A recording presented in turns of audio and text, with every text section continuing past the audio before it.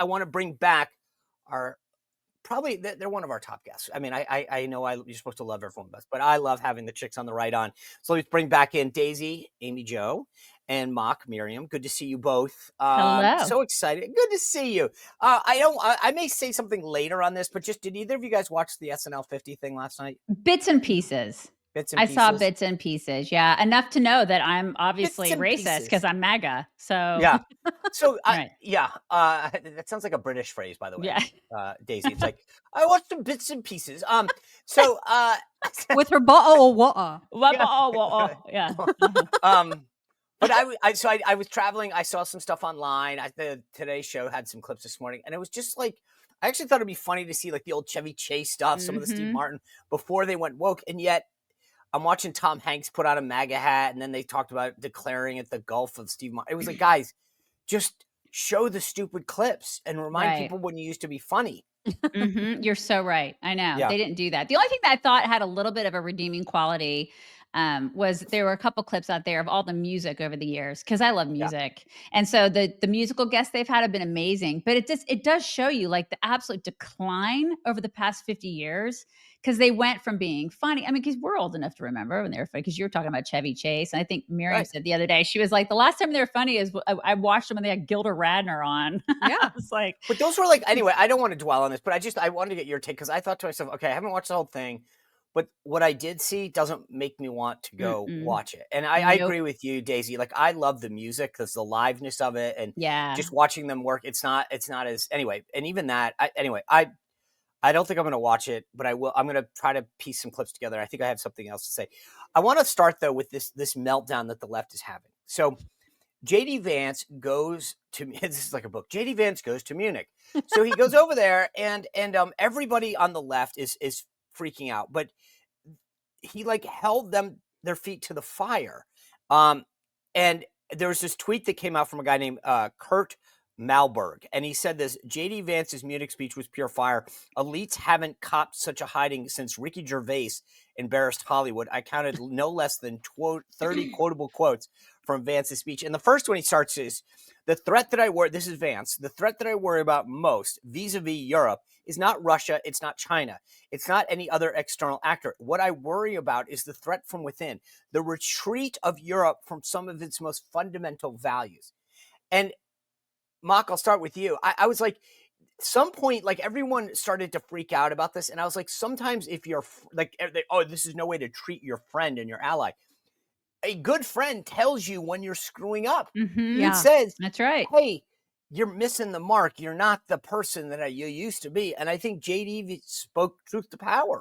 Well, he was honest, and apparently that's not well regarded by European leaders, especially Germany, right? Who that guy got up there and was like, it's unacceptable what JD said, even though everything he said was absolutely true, as we saw from several 60 Minutes clips that happened over the weekend from CBS, which showed that Germany actually is censoring to a level that is absolutely unthinkable. And it's where the left wants to take our country and would have if we had Kamala as president. Yeah. Yeah. It's a microcosm. Them being so outraged is a microcosm for what they're actually doing in their countries, which is stifling free speech. And it's just astounding to me that, like, I mean, I know people can see it, but if you get mad about it, it reminds me of the Doge thing. It's like the people that are screaming the loudest about it being so offensive and awful, it's like, well, you're the one that's doing it then. You know what I mean? Yeah. You know, the thing that blows my mind, and I will be interested in your take on this, is that when I grew up, the ethos of supporting the First Amendment and free speech was, are you willing to defend that which you hate? Right? Yes. So I always use the example, I think that flag burning is abhorrent. I think it's disgusting. But at the same time, if you want to be a champion of free speech, you have to allow the expression of things that you vehemently abhor or hate. And yet here we are, these guys love to talk about it. They put out headlines, democracy dies in darkness. We've got to champion this. And then they'll say in the same sentence, and here's where we need to cut off speech. Yeah. It's amazing the hypocrisy that is on display. And even the way that 60 Minutes framed that entire segment about Germany police raids, because somebody posted like a racist cartoon and they go in like 12 people rush into somebody's house to arrest them. I mean, the way that they framed it was, well, I mean, there needs to be some boundaries. There need to be limits on free speech. And these people were posting hateful things. Well, so what? Yeah. And they think social media is even worse. They think that you saying it out loud is bad. Also, they want to squelch that, but they really want to squelch people on social media because it lives forever. It's bizarre. Well, there's this one quote in the thing, and they said, so they were asked in this on the 60 Minutes thing, if someone insults you, is that like actionable, like criminally? And they said, yeah. And I'm like, what? So you Wow. you champion free speech, but you just can't say anything negative. Like that's not free speech. That's literally the problem. And so I found all that fascinating. Like JD says in the speech at one point, we must do more than just talk about democratic values. We must live them. And that's what I find so fascinating is these guys want to lecture us about how we should be doing things. I'm like, in theory, under your own rules, you guys have broken that. Like you're insulting us as a country. And yet, when it comes to what you allow the discourse to be in Europe, if it's insulting, well, that's not allowed.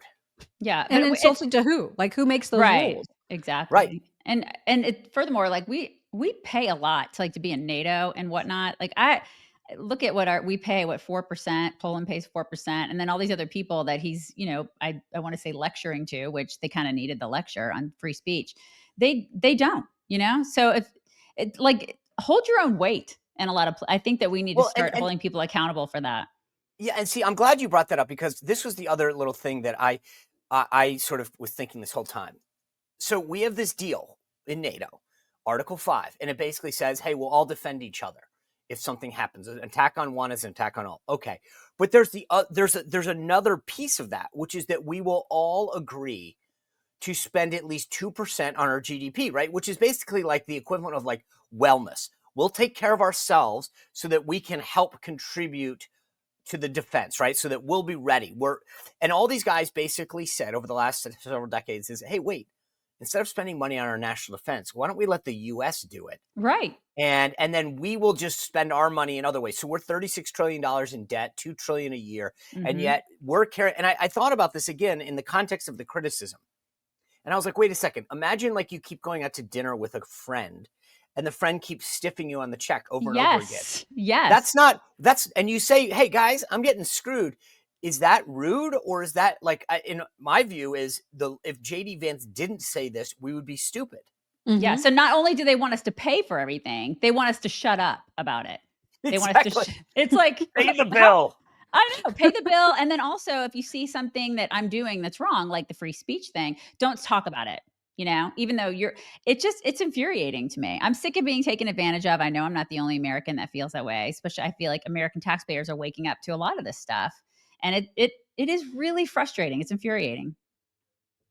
So I'm going to talk about Doge in a minute because I think you're right. There's an overarching theme that I think is going on domestically and internationally, which is this. Hey, at some point we've been kicked in the teeth and taken advantage of for too long. And we're going to start speaking up and telling you guys that it's not fair how you're treating us. That is at the very center of America First to me, which is why are we taking the hits? Why are we covering the check? Why are we being insulted by you when we're supposed to be friends? This is the thing. We're allies. We're not I won't say it on TV, but you can say it. No, you were going to say sugar daddy. We know you're totally know. How about this? I'll just quote JD because I think JD Vance said it better. He said, in Washington, there's a new sheriff in town. And under Donald Trump's leadership, we may disagree with your views, but we will fight to defend your right to offer it in the public square.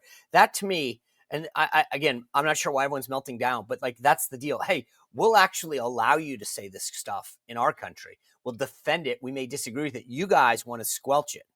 Yeah, I pay special attention to the people who are melting down because I'm like, the people that are melting down over that and preserving and defending free speech, I'm wondering about you, that's bizarre. As an American, it's bizarre. I don't know. I keep trying to find the right analysis, but I feel like it's like the when you go in sometimes and you see your doctor and my doctor will start giving me nutritional tips and telling me about and I'm like, but you're kind of like out of shape yourself. Like, Right. Don't maybe lecture you're not me. the best messenger. And I feel like Europe coming to us and saying, here's what you guys need to be doing, wagging its finger in the air. And I'm like, not really sure. Yeah, it's like, well, my favorite part of that was when the German leader got up on stage after JD and said, what JD Vance said about us was unacceptable. And I'm like, you're proving his point by simply using that language. You're saying his language was unacceptable. That's the point he was making. Yeah, you idiot. Don't scold him. Yeah. Oh, you know what? Maki said that if this thing, I think we broadcast all the way to Europe. We're going to get in trouble now. That's all right. Hi, Germany. We get in trouble every day. Come and get me. So the funny thing is, again, let me just, for those of the people who missed the speech, because it was just brilliant. I think this will go down as one of the most consequential speeches by a vice president ever. But JD says this: to many of us on the other side of the Atlantic, it looks more and more like old entrenched interests hiding behind ugly Soviet era words like misinformation and disinformation, who simply don't like the idea that somebody with an alternative viewpoint might express a different opinion or, God forbid, vote a different way, or even worse, win an election. I mean, just brilliant. And JD is such a glow up from other VPs that we've had. He's just he's every person's VP. He is, he's the every guy. He's the everyman. And it's what a refreshing, it's just so absolutely refreshing to me to have him in office saying the things and doing the things, because I've just never seen a VP like him ever. Imagine, look at Kamala from the last. Imagine her in that position. She'd just have her hands doing insert this, tackle, and fawning. Right. Oh my God. We just she'd be like, Ukraine is a small country and Russia is a big country. Right. He ended the line that I think got the most applause, or at least here, but offended the heck out of these guys, was when JD said this: if American democracy can survive 10 years of Greta Thunberg scolding, you guys can survive a few months of Elon Musk. I think two people in the audience laughed at that, and we were all like, and they were both his speechwriter. Right. Yes, Sean. Yes. Yeah, but exactly. It is. I mean, it just shows you have a 12-year-old, whatever she is, running around scolding us about climate change, and these guys get insulted by a few words by an adult. Right. It was unbelievable. But and the dichotomy between them saying, "Oh, she's 12, listen to her," but these guys like handling Doge that are ridiculously brilliant engineers that don't listen to them. Like there's hypocrisy everywhere. We just see it everywhere with them. All right, this is my favorite though, and it's a shame that he's not at NBC because he's been pushed out the door. But Chuck Todd responded, "It's so odd and disorienting to see important allies of America get treated like their adversaries or worse. This isn't tough love. It's something worse, and it's only going to hurt America in the long run. And who knows that? A majority of Senate Republicans." I feel like he was literally crying when he wrote that. God, I hope he didn't watch the hockey game between USA and Canada over the weekend. You know what I mean? Because he's probably in the corner crying over that too. This guy. I got to tell you, like I said, I was traveling all day. So I was on planes, trains, Ubers, taxis. I seen it all. And I was going through watching clips. There's a clip that blew my mind from Face the Nation yesterday. I want to play you this exchange Margaret Brennan had with Marco Rubio, our Secretary of State. Take a look. Well, he was standing in a country where free speech was weaponized to conduct a genocide. And he met with the head of a political party that has far-right views and some historic ties to extreme groups. The context of that was changing the tone of it. And you know that the censorship was specifically about the right. No, I have to disagree with you. Free speech was not used to conduct a genocide. The genocide was conducted by an authoritarian Nazi regime that happened to also be genocidal because they hated Jews and they hated minorities and they hated those that they had a list of people they hated, but primarily the Jews. There was no free speech in Nazi Germany. There was none. There was also no opposition in Nazi Germany. They were a sole and only party that governed that country. So that's not an accurate reflection of history. So, ladies, let me just make a point of personal privilege here, and then I want to get you to weigh in. Number one, Marco Rubio continues to show what an amazing pick Donald Trump made as Secretary of State. Okay. Number 2, CBS is in a spiral downward. And we talked about 60 Minutes. Their morning show's under attack for some of the comments about Israel and how they treated a guest. And now Margaret Brennan did this. Number 3, maybe everyone doesn't appreciate it as much as I do, but she's claiming that the Holocaust occurred because of a lack of free speech. Rubio addressed that personally. When I was in the White House, one of the most painful days that I had is when I screwed up an analogy I made to describe how bad and evil Assad was in Syria and how he was hurting his people. And I fumbled horribly the use and comparison of the Holocaust to how bad and evil this man was. My intent was right. The way I presented it, very wrong. And a lot of people took offense to this. And I, to this day, it's one of the things that like pains me, how I potentially could have hurt people and how I screwed up. And I tried to make it clear. And I think people knew that, but it was merciless. The Democrats, the Southern Poverty Law Center, the media piling on like, you know, somehow as if I had intended to do something, which was clearly not the case. And here Margaret Brennan goes on. And let's be honest about this. This was intentional. She spends every week trying to figure out, how do I attack Republicans and supporters of Donald Trump? And so this wasn't some out of the, you know, mine was when I was doing my exchange, I was fumbling for a way to describe how evil and horrible Assad was for what he was doing to his people. She premeditated this line of attack. She knew what she was doing. And so far, 24 plus hours later, no fallout for Margaret Brennan. No one in the media saying that she needs to walk those comments back. No one from the Southern Poverty Law Center saying what a horrible person she is. So maybe this is a little personal for me, and I apologize if that's it. But I just cannot believe that she can make a comment like that, get schooled the way she did by Marco Rubio, and no one on the left says a damn thing. Yeah. I'm so embarrassed for her. I mean, I'm just so embarrassed because what an absolutely idiotic thing to say. Now she's getting killed on X by all kinds of people, but to your point, not by legacy media who continues to employ her without any kind of issue. It's absolutely disgusting. I'm the great granddaughter of someone who of my great grandmother died at Treblinka, so it's very whenever people start pulling out stuff about the Holocaust, I'm always like, burr, you know what I mean? The burr goes up. And when she says something that outrageously stupid about free speech being weaponized, and that is the cause of the Holocaust, it goes beyond irresponsibility into just she should absolutely be canceled for it, and yet she won't. But that proves that the left has learned nothing about why they lost. And so on one hand, I kind of feel like I hope she continues to say this kind of crap because it's why they will continue to lose elections. But the thing is like to Mock's point, you can hear the death rattle of the legacy media. They are struggling right now. And so when you listen, this may not make you feel any better, Sean, about how they treated you, but like, you know, I expect that. I expect them to kind of stick together because they're all just this one big propaganda machine. That's who they are. And so they're going to stick together, but they're losing because if you listen to the American people, because we have a pulse on the actual real American people, like we have them as our audience, you know, thank goodness.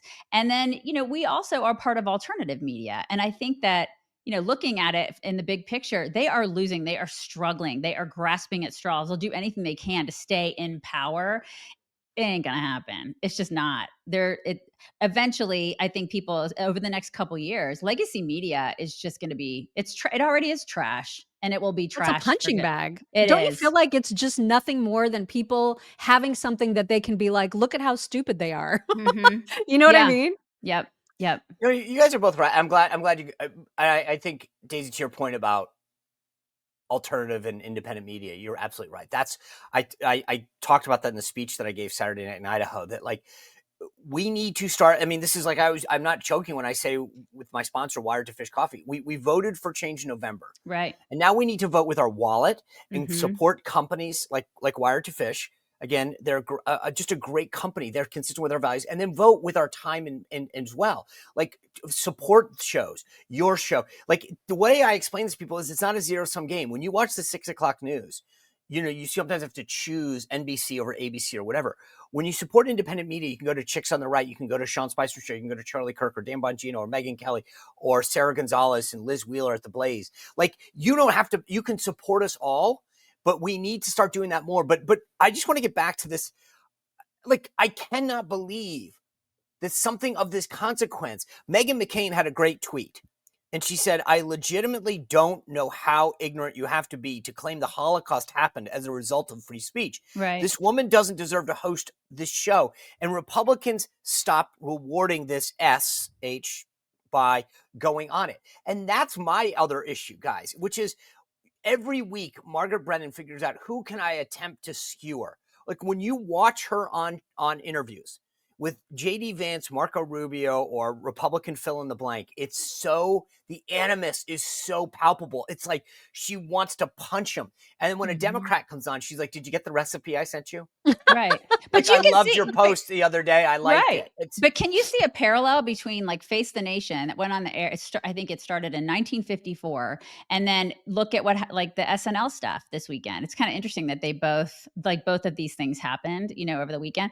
And I look, wait. Expand on that. What do you, I see a parallel because you see how much SNL is so politicized and they want to demonize people. Like they'll demonize people that are Trump supporters by calling them racist and, misogynist and all these kind of things. And they just want so badly to destroy people. We're not taking it anymore. Same thing with Margaret. Nobody cares, Margaret, on Face the Nation. I think she's doing exactly what you say. She's trying to pick somebody every week to demonize and try to bring down. But the general public, a lot of us out here are just not buying what she's selling. We're not taking it anymore. We're not. Right.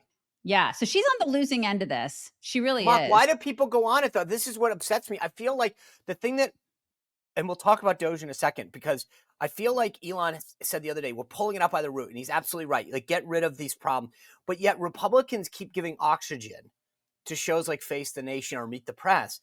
I get it. They still have an audience, but like we're continuing to help them. We're resuscitating them by going on their show. My view is just let them do their broadcast, but cut them off and just stop going on them. Deprive them of oxygen to grow.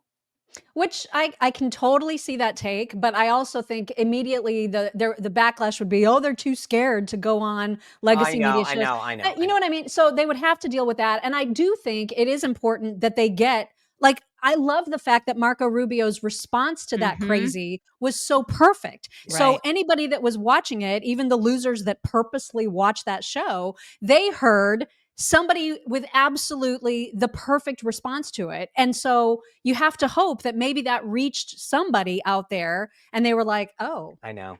You know what I mean? So I do. Right. I know. Because to me, he exposed it. Right. Exactly. She has patty cake interviews with the left, which she does. Then no one sees it. I know. And that's where I'm conflicted, which is why I wanted your take on this, because part of me says if Marco Rubio and J.D. Vance run circles around her and expose her for the moron that she is, then that's helpful because it opens the eyes to a lot of people and says, wow, she really is. But at the same time, are we helping them sustain themselves by doing this? I don't know. I also, by the way, speaking of like nutty things that the media said this weekend, I can't let this go unknown. Caitlin Collins of CNN, who has a history of sending out homophobic tweets and being forgiven by her colleagues at CNN, took it another step this week. And she tweeted out the legal defense fund for Luigi Mangione, the killer, the man who in cold blood shot the CEO of United Healthcare. She tweeted out the legal defense fund, where to send money to help this guy. No outrage. Well, I mean, she did tweet out the website about his legal team, and it included a link at the bottom to the defense fund. So not trying to defend what she did, because she shouldn't have included the website at all. But her defense is to say, I never linked to the defense fund. I linked to a general information site about his case. That's how she's excusing it. But the fact that she went and then deleted it makes it look really, really bad. Yeah, right. Totally. But also, they wouldn't, as well as I do, mock that if I had done that or you had done that, right? She would have said, far-right activist tweets out support for they always have an excuse for what they do. There was no context in that. She said, for reporting purposes, I want you to see what's happening. for us, whenever we're explaining, it doesn't matter. You're wrong. You're bad. You're evil. You're a misogynist, racist, sexist. But when she does it, it's like, oh, well, you know why. So let me just, there's always, they have excuses. They cover for each other, and there's never a wrong. Yeah. Well, we're so used to that though, because we've been doing this for what, almost 16 years. We're just so used to the double standard now that it's like, whatever, we just expect it. And I think that double standard, them being protected, them being coddled, it has made them exponentially worse. And they're eventually they're losing. They're already losing. Yeah. Like the culture wars, for years we talked about culture wars. We talked about, all this, just the differences between Republicans and Democrats, between liberals and conservatives. And, it's so stark now. It's like they've been babied and we haven't. And so and there's something, it's like when you raise kids, you don't want to coddle them because they end up weak and pathetic, Right. It's like, so same thing with us. I think we're the kids who are growing up, and we know we're not the ones who have been coddled, and bless their hearts, but they're not going to do so well, Right. Helicopter parents beware. Right. That's what happens. Yeah. Well, if you enjoyed this content, make sure to like this video, subscribe, and click the notification bell to get more.